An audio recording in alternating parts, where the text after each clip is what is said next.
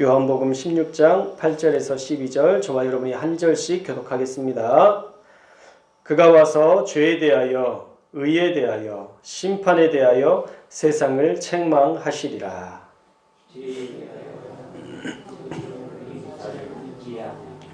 의에 대하여라 함은 내가 아버지께로 가니 너희가 다시 나를 보지 못하며,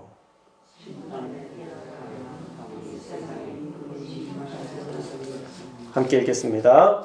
내가 아직도 너희에게 이를 것이 많으나 지금은 너희가 감당하지 못하리라. 아멘. 오늘만 같으면 정말 수요예배 예배 말씀 나누는데 정말 행복할 것 같습니다. 여러분 다 항상 수요예배 나오셔서 이렇게 함께 예배할 수 있기를 축복합니다. 오늘은요, 성령께서 하시는 일 바로잡다 라는 제목으로 하나님의 말씀을 나누려고 합니다. 예전에요, 세상에 이런 일이 라는 프로그램에서 한 할아버지에 대한 사연이 공개됐습니다. 아마 여러분들도 보셨을지 모르겠는데 그분은 온몸에 파스를 붙였어요. 온몸에 파스를 붙였는데 몸이 힘들 때, 정말 힘들 때 파스를 붙였더니 좀 편안해져서 온몸에 그때부터 30장이나 되는 파스를 붙이기 시작했다고 합니다. 놀라운 건 뭔지 아세요? 관절염도 없고요, 당뇨도 없고요, 혈압도 없었던 분이라는 거죠. 하물며 이도 건강해서 마른 오징어도 씹어 먹을 만큼 건강하셨답니다. 그런데도 온몸에 파스를 붙였던 거예요. 그런데 그렇게 파스를 붙이게 된 첫 시작점이 무엇이냐면, 한 번은 또랑에 빠졌는데 그 또랑에 빠진 때부터 이상하게 악몽을 꾸더라는 것이죠. 뭔가 스스로 뭔가 재수없다 라고 생각을 했는지, 아니면 누구의 말을 들었는지, 미신의 어떤 생각에 빠졌는지 그때부터 악몽을 꾸기 시작해서 10년간을 시달렸다고 합니다. 그러다가 우연히 파스를 붙이기 시작했는데 이제 악몽을 덜 꾸더라는 거죠. 그때부터 파스 사랑이 시작돼서 온몸에 파스를 붙였습니다. 그런데 1년 가까이 파스를 붙여보니까 어때요? 피부 염증이 나기 시작하죠. 아무리 건강한 피부도요, 파스 오래 붙이면 피부가 상하게 되어 있거든요. 그래서 이제는 피부염이 심해져서 또 다른 문제가 생긴 것입니다.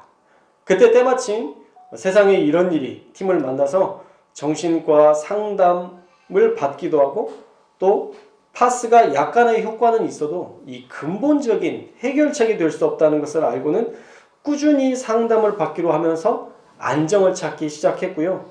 마지막 장면에서는 더 이상 파스를 쓰지 않겠다고 이렇게 파스를 떼면서 파스를 떼니까 오히려 시원하네 하면서 그 장면이 끝나는 것을 보았습니다.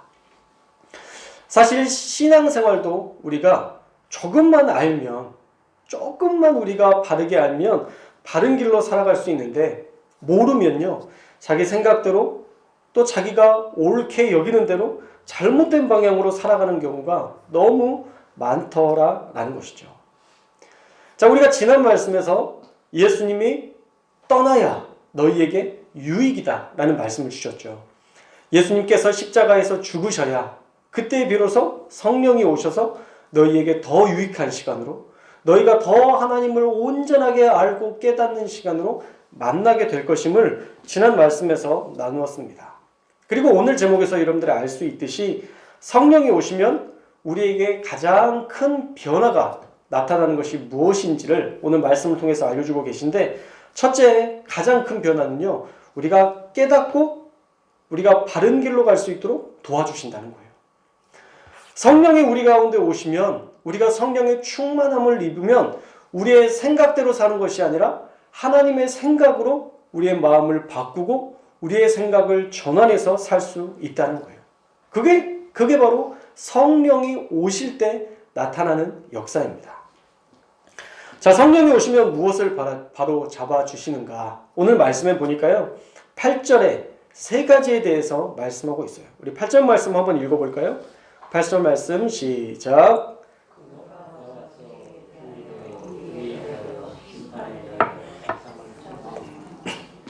아멘.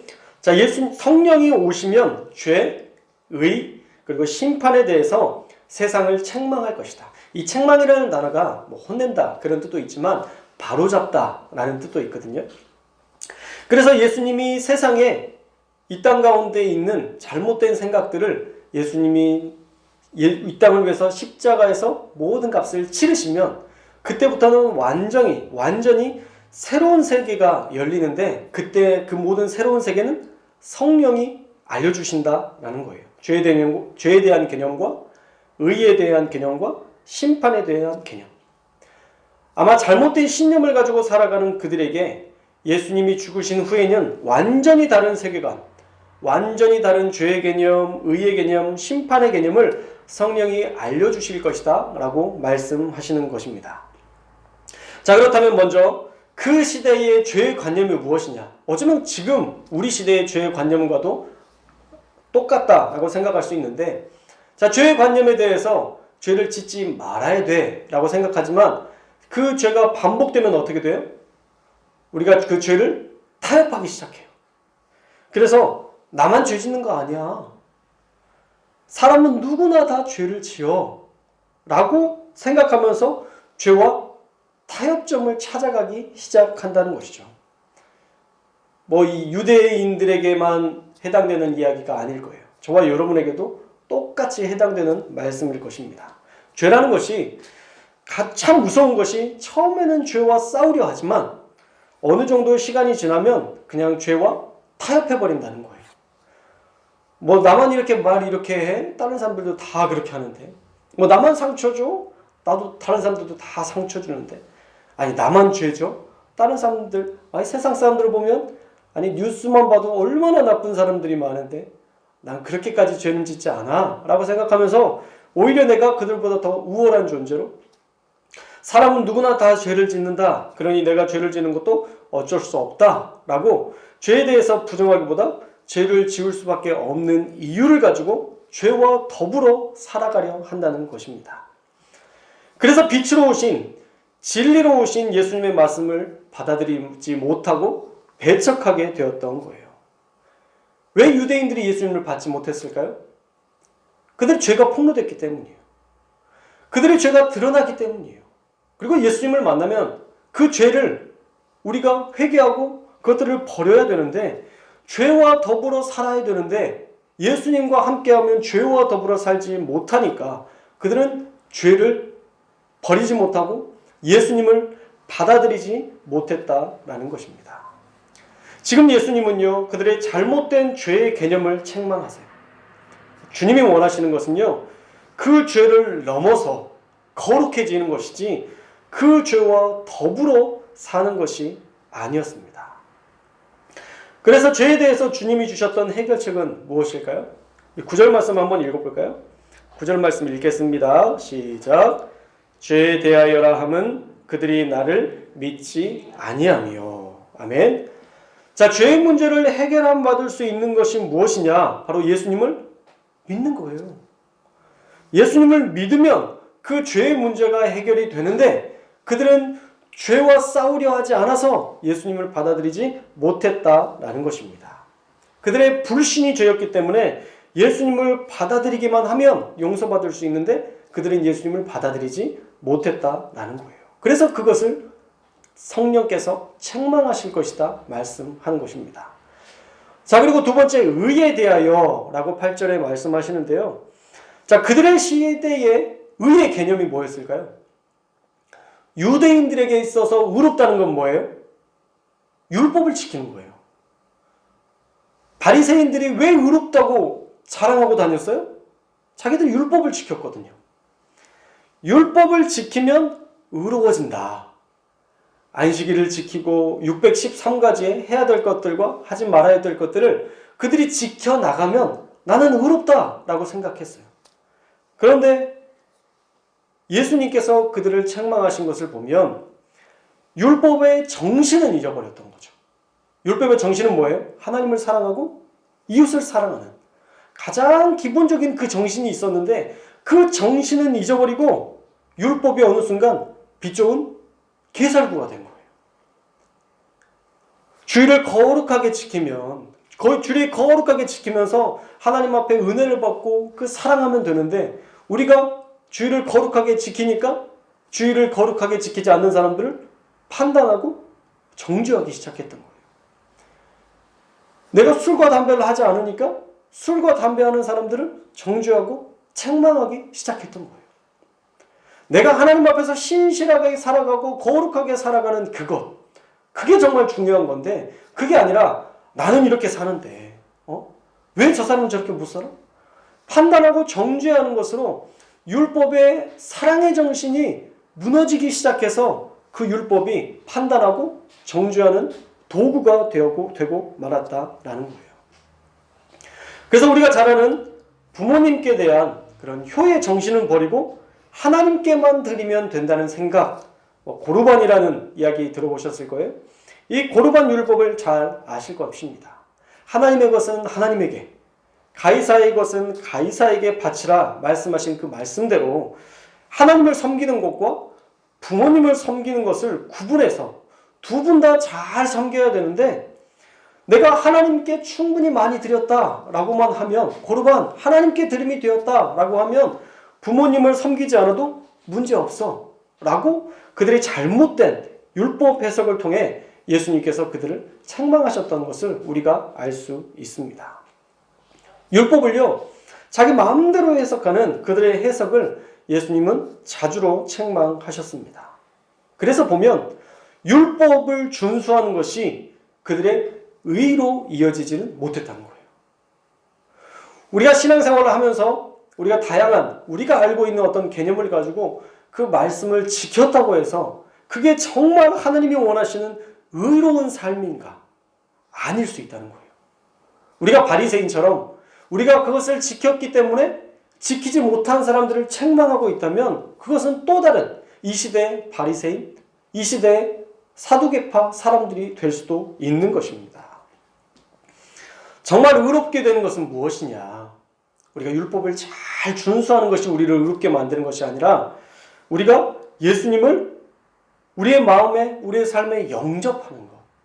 그게 진짜 예수님을 잘 믿는 것이고 그게 바로 예수님의 의로움 가운데 살아가는 깨끗하고 거룩하고 순결하고 성결한 삶을 살아가는 것이라는 거예요. 인간이 의롭게 되는 것은 죄를 안 지어서 의롭게 되는 게 아니에요. 여러분 예수님 믿기 전에 한 번도 죄를 안 지어서 여러분 교회 나오셨나요? 너무 깨끗해서 너무 거룩하고 너무 깨끗하니까 교회 나와. 당신은 교회 나와도 돼. 한 번도 죄 안 졌지? 그래서 우리 권사님 교회 나오기 시작하셨죠? 저에게 묻습니다. 그래서 저는 목사가 될 수 있었죠? 아니에요. 절대 아닙니다. 우리가 죄를 안 지어서 깨끗한 게 아니라 죄가 있지만 그럼에도 불구하고 예수님을 믿음으로 그 십자가의 보혈의 공로 앞에 회개함으로 나아갔을 때에 주님이 그 죄를 다 걷어가셔서 십자가에서 다 예수님이 해결해 주신 거예요. 그러니까 우리가 깨끗해질 수 있고 우리가 의롭다 여김을 받을 수 있는 거예요. 세상에서는 누군가가 잘못을 하면 그가 뉘우치고 그 죄의 값을 달게 받으면 이제 사회에 나와서 다시 살아갈 기회를 얻지만 예수님의 의로움은 우리의 모든 죄값을 예수님께서 다 해결해 주셔서 우리가 다시 완전히 새로운 피조물로 살게 될 수 있는 그 거룩한 은혜를 주신 것입니다. 그래서 고린도후서 5장 17절 말씀 잘 아는 말씀이죠. 그런즉 누구든지 그리스도 안에 있으면 새로운 피조물이라. 이전 것은 지나갔으니 보라 새 것이 되었도다. 할렐루야. 우리가 그렇게 새로운 존재라는 거예요. 언제? 율법을 막 지킬 때? 말씀을 구약의 말씀을 막 지킬 때? 아니요. 예수님을 우리의 삶에 영접할 때, 예수님을 믿음으로 그 보혈의 공로를 의지할 때 우리는 비로소 의로운 존재가 될 수 있다라는 것입니다.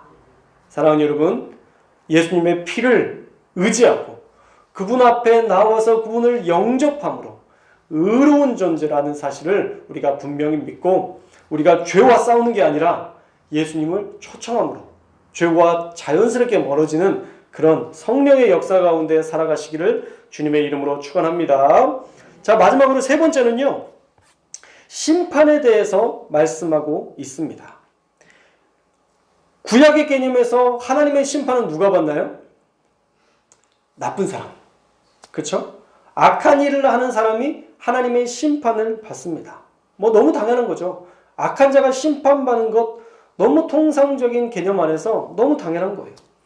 그래서 우리나라 뭐 소설에도 자주 나오는 것처럼 권선징악, 착한 것은 칭찬해서 권해서 계속할 수 있도록 하고 악한 것은 징벌한다. 그래서 권선징악적인 요소가 이 소설에도 많이 등장하는데 구약에도 똑같이 등장합니다. 잘하면 칭찬받고 못하면 심판받는 그런 개념들이 구약에 많이 나타나 있습니다. 그래서 사실은 그것 때문에 모든 것이 행위에 초점이 맞춰져 있어요. 우리가 어떻게 하느냐에 따라서 하나님께서 칭찬하시기도 하고 징벌하시기도 하는 그러한 행위에 초점이 맞춰져 있습니다. 그런데 그게 다 맞느냐? 틀릴 수도 있다는 거죠. 우리가 잘 산다고 해서 늘 좋은 일만 있느냐? 그렇지 않을 수도 있다는 거죠. 우리가 신앙생활을 열심히 하면 주변에서 아무런 나를 고통스럽게 하는 일들이 없느냐? 그렇지 않다는 거예요. 저도요, 기도하려고 마음먹으면 별일이 다 생겨요. 좀 기도 좀 많이 해야 되겠다. 그러면 기도를 못할 일들, 막 갑자기 엄청난 일들이 막 바빠지기 시작한다거나 막 정신없이 뭔가 해야 되는 그런 일들이 막 생기기도 하고, 그러면서 내가 기도해야겠다는 그런 다짐들이 무너지게 만들 때가 너무 많아요. 또 열심히 기도해야지 그런 생각을 들면 누군가 공격을 해요. 공격을 해서 내가 이 기도하고자 하는 마음을 유지하지 못하게 만들어요. 얼마나 사단의 공격이 심한지 아세요? 사단의 공격이 심하지 않은 사람은요, 하나님 앞에 기도하지 않는 사람은 그렇게 심하지 않아요. 그냥 그렇게 살아요. 그런가 보다 하고 사는데, 우리 같이 영적으로 민감한 사람들은 조금만 하나님 앞에 신실하게 살려고 하면 누군가가 계속 건드리고, 너희의 가족이 원수라, 성경에 나와 있는 것처럼 우리의 가족들이 나를 힘들게 하고 고통스럽게 하는 일들 너무 자주로 일어난다라는 것이죠. 그런데 그 모든 것들 가운데에 우리가 잘못된 정죄를 낼 때가 너무 많다는 거예요. 신앙생활을 잘하면 좋은 일이 있을 거야. 잘하지 못하면 하나님의 정죄가 있어. 우리가 그 하나의 가치관을 가지고 살아갈 때가 너무 많은데, 그것이 잘못된 정죄를 내릴 때가 너무 많아요. 그래서 욥과 같이 하나님 앞에 신실하게 살았는데, 욥은요 하나님 앞에서 정말 신실하게 살았어요. 욥기 1장과 2장의 말씀을 보면 잔치를 벌인 다음에도 혹시 부지불식간의 죄를 지었을까 하여 하나님 앞에 제사를 드리기까지 하는, 그리고 나중에도 말씀해 보면 나는 가난한 자들을 외면하지 않았다. 나는 어려운 자들을 돌보았다. 정말 좋은 일들을 많이 했던 욥인데 왜 욥이 그런 고난을 당하느냐? 그 당시에 사람들이 생각하기에는 권선징악, 이 가치관을 가지고 네가 뭔가 하나님 앞에 잘못했으니까 심판을 받는 거지 라고 계속 공격했지만, 그들의 친구들의 공격은 올바른 공격이 아니었다는 거예요. 하나님의 생각도 아니었다는 거예요. 그래서 그 친구들이 나중에 하나님으로부터 책망받잖아요. 그렇게 많은 이야기를 하고 많은 사람들을 가르치려 했지만 그들은 잘못된 믿음, 잘못된 심판관을 가지고 살아갔다라는 것입니다. 어려운 삶을 단순히 징계로만 여기니까 인간의 고난과 고통은 판단과 정죄의 도구로만 전락해 버렸다라는 거예요. 사실 하나님의 역사는요, 우리 인간이 헤아릴 수 없습니다. 그런데도 그 모든 것을 그 한 가지 잣대로 판단해 버릴 때가 너무 많다는 거예요. 누군가가 아프면 하나님이 심판하신다. 누군가가 고통당하면 하나님이 너 치시는 거야. 라는 그런 하나의 관념으로만 우리가 생각할 때가 많은데, 구약의 개념으로 보면 그게 맞습니다. 구약의 개념 안에서는 한 번 잘못하면 꼭 대가를 치러야 돼요. 우리가 주일 말씀에서도 살펴봤던 것처럼 이사야서를 통해서 그 구약시대의 많은 사람들은 죄의 값을 치러야만 심판이 끝났다라는 것들을 우리가 그 심판의 개념들을 주일에 살펴봤었죠.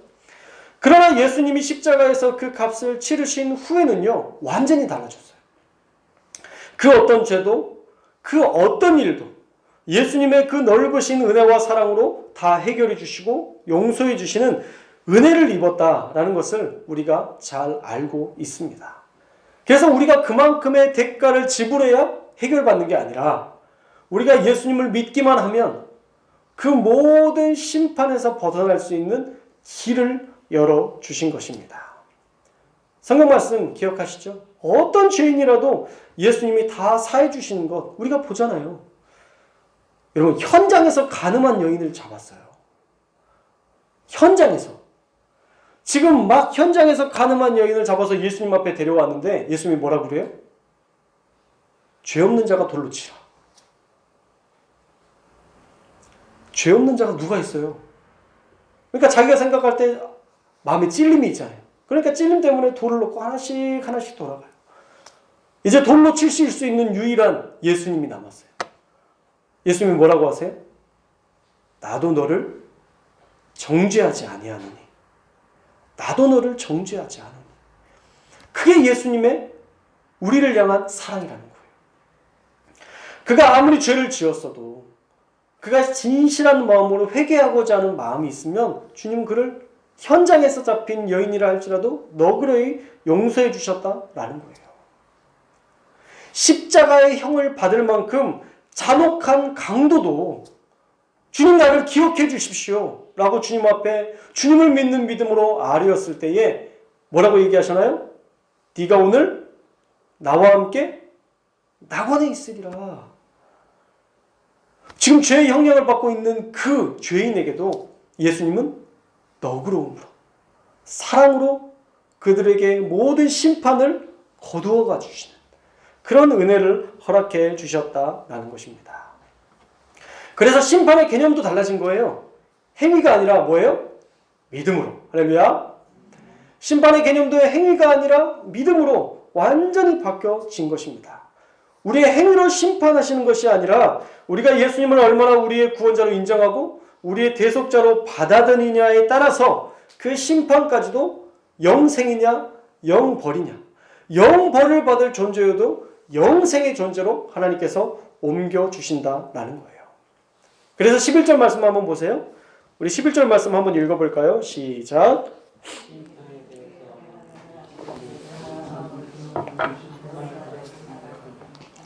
심판에 대하여 함은 이 세상 임금이 심판을 받았음이라 말씀합니다.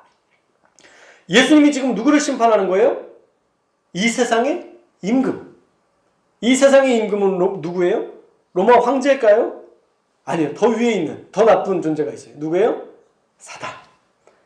사단에 대해서, 사단의 고발에 대해서 예수님이 심판하셨다라는 것입니다. 사단의 모든 정죄와 고발에 대해서 오히려 예수님이 심판하신 거예요. 한시영 목사의 죄, 그거 어떻게 용서받습니까? 그가 했던 행위, 어떻게 그것을 용서받을 수 있습니까? 사단이 그 죄를 가지고 예수님께 계속 아뢰어도 예수님은 그 죄 내가 다 해결했어. 이제 그 죄 아무것도 아닌 거야. 사단아, 네가 정죄하는 것, 네가 고발하는 것 이제는 아무 의미 없으니 너는 그들을 고발하지 말아라. 더 이상 내 백성을 정죄하지 말아라 라고 예수님은 죄 있는 나를 고발하시고 나를 심판하시는 것이 아니라 그 죄를 갖고 넘어지게 하려는 사단을 심판하신다라는 것입니다. 예수님이 사단을 심판하심으로 우리에게 대한 모든 심판을 해결해 주신다라는 거예요. 자, 그런데 이 일이 언제 일어나느냐? 예수님께서 십자가에서 죽으시고 부활하시고 성령이 오실 때, 그때 그 모든 것들을 깨닫게 하신다라는 거예요. 그때야 밝히 알게 될 것이다 말씀하고 있습니다. 그래서 십자가의 대속이 일어나기 전에는 죄의 심판에 대해서 그들은 잘 알 수 없었고 성령이 오셔야만 이 모든 것들을 깨닫게 해주신다라는 것이죠. 그래서 12절 말씀에 보면요, 내가 아직도 너희에게 이를 것이 많으나 지금은 너희가 감당하지 못하리라 말씀하는 거예요. 아무리 알려줘도 이해가 안 돼요. 왜요? 지금 예수님이 살아계시니까. 지금 예수님이 값을 치르신 이후에 성령이 깨닫게 하시는 시대가 아니니까 예수님이 돌아가시게 하시기 전에는 이 모든 것들을 완전히 이해할 수 없었다라는 것이죠. 자, 그러면 저와 여러분은 어떻게 해야 되나요? 우리는 알아야 돼요. 죄에 대해서, 의에 대해서, 심판에 대해서 이제는 우리가 예수님이 이 땅 가운데 이미 오셨고 그 값을 다 치르셨고 우리의 모든 죄의 문제들을 다 해결해 주셨기 때문에 이제 여러분의 관념 속에서 여러분의 모든 생각 속에서 우리가 구약의 개념에 머무르지 말고 잘못하면 심판받는다는 그런 하나의 개념에서만 머무르지 말고 예수님이 우리를 위해서 십자가에 죽으심으로 우리의 모든 죄와 우리의 모든 의로움과 우리의 모든 심판이 다 하나님 안에서 우리가 영생으로 하나님이 우리를 용서하시는 그 사랑으로 해결되었다라는 것을 우리가 기억해야 된다라는 것입니다. 할렐루야. 저와 여러분의 죄의 문제가 이미 해결된 줄로 믿습니다. 그래서 우리는 거룩하게 살 수 있는 거예요. 할렐루야. 우리가 날마다 우리의 삶에서 죄 가지고 씨름하지 마시고요. 예수님을 초청하세요. 여러분 안에 예수님이 충만해지면 우리는 죄를 미워하게 되어 있어요. 그래야 죄와 싸우고 죄와 더불어 살지 않죠. 우리가 죄를 좋아하는 마음이 있는데 어떻게 죄와 싸워요? 절대 그렇게 될 수가 없어요. 그래서 우리가 해야 될 일은 예수님을 우리의 삶에 초청하는 거예요. 의롭게 되는 것, 예수님을 믿으면 되는 거예요. 예수님을 믿으면 저와 여러분이 의롭게 되는 것입니다. 새로운 피조물로 거듭날 수 있어요. 심판, 이제 예수님을 믿는 우리에게 결코 정죄함이 없다는 그 믿음으로 우리가 살아야 할 줄로 믿습니다. 여러분 지금까지 살아왔던 삶에 많은 죄가 있죠.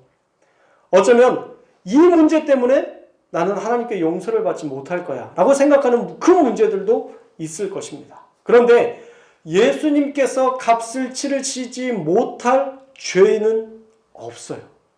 할렐루야. 예수님께서 여러분의 죄 문제들 해결하지 못하실 죄가 없다니까요. 여러분이 지은 모든 죄, 더 흉악한 자들이 지은 죄라 할지라도 예수님은 그들의 모든 죄의 값을 다 해결해 주시고 용서해 주셨습니다. 그래서 우리가 이 사실을 믿고 받아들이면 성령님께서 매일 우리에게 감동을 주셔서 우리를 바른 생각으로 바른 길로 인도해 주실 줄 믿습니다.